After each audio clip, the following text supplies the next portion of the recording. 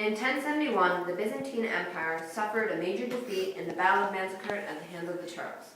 Threatened by this, the Byzantine Emperor Alexios I called his Roman Catholic brothers for help in defense against the Turks. In 1095, Pope Urban II responded to his call at the Council of Clermont. The Council of Clermont took place in southern France and was a meeting between Pope Urban II, local clergy, local noblemen, Raymond IV of Toulouse, and Adhemar of Lipouille. In his speech, the Pope called on the loyal sons of Catholicism to answer the call to wage war against the infidels. He inspired and motivated them by offering salvation, plunder, and a chance to help their Byzantine brethren.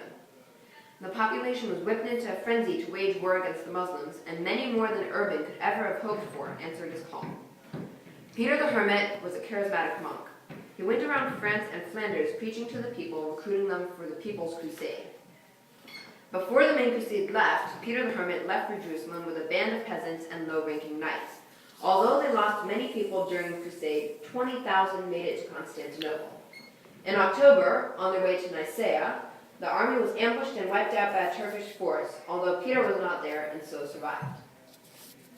The well-equipped Crusaders left Europe on the 15th of August, 1096. There were four main groups, led by Godfrey of Bouillon, Raymond IV of Toulouse, Beaumont of Taranto, and Adhemar of Lipouille. The four contingents, totaling between 30,000 and 50,000 people, arrived outside of Constantinople between November 1096 and April 1097. Lightly provisioned and expecting help and leadership from Emperor Alexios, they were disappointed. In exchange for supplies, Alexios demanded they swear fealty to him and to return any lands they captured from the Muslims to the Byzantine Empire. Now united, the army of Crusaders was met by the tattered remnants of the People's Crusade as they entered Asia Minor, including Peter the Hermit himself. The Crusader army set their sights on Nicaea, the capital of the Sultanate of Rum, under the Sultan Kilij Arslan I.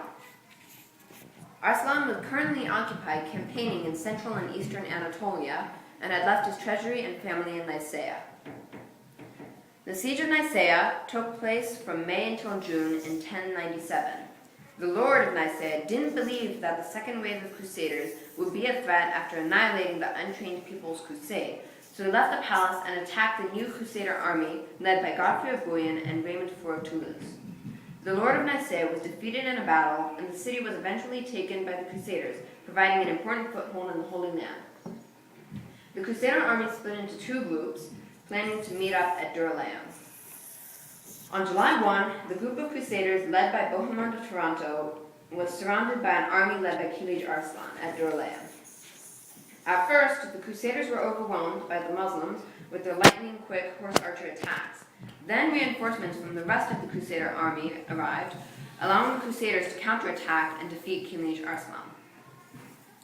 During October 1097, the Crusaders reached Antioch and began to lay siege to the city. After 7 months of siege, in May 1098, Antioch finally fell. The Christians captured the city just in time to repulse an attack from Muslim reinforcements under Kerboga of Mosul in June. After the capture of Antioch, a greatly reduced Crusader army marched on to Jerusalem. The Crusaders arrived in Jerusalem in June 1099, low on supplies and troops.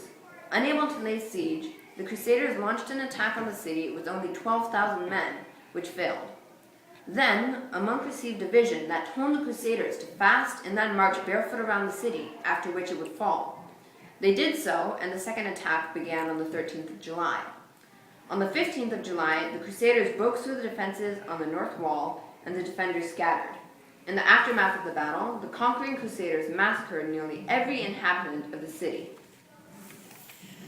4 Crusader states were created in the Holy Land at the conclusion of the First Crusade. The first was the county of Edessa, which lasted for 51 years. The second was Tripoli. The second was the Principality of Antioch, which lasted 170 years. The third was the county of Tripoli, which lasted for 184 years. The final was the Kingdom of Jerusalem, which lasted for 192 years. In the end, the Crusaders captured Jerusalem and took back much of the Holy Land, which is what they set out to do, making the First Crusade a relative success. Many people were killed during the campaign, and it set the stage for 200 more years of religious warfare across Europe and the Middle East. Although there were at least 10 major crusades and countless minor ones, these would shape the future of much of the world for centuries, and certain influences of the Crusades remain to this day. This presentation is by Spencer Baum, Alon Cohen, Maxime Hendricks-Liu, Luke Hoff, Sasha Razanow, and Nick Wild. The class was taught by Mike Stokes.